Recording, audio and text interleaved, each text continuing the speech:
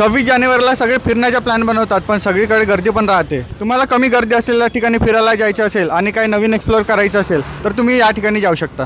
वर्धाम fossil park चंद्रपूरपासून फक्त 200 kilometre अंतरावर आहे। इथे डायनासोर स्टॅच्यू आणि फॉसिल आहे। फॅमिली आणि बच्चा पार्टीसाठी मस्ट विजिट प्लेस आहे। सेकंड आहे वन वैभव आलापल्ली। सागवान, तेंदू यासारखे भरपूर मोठे झाड आहे।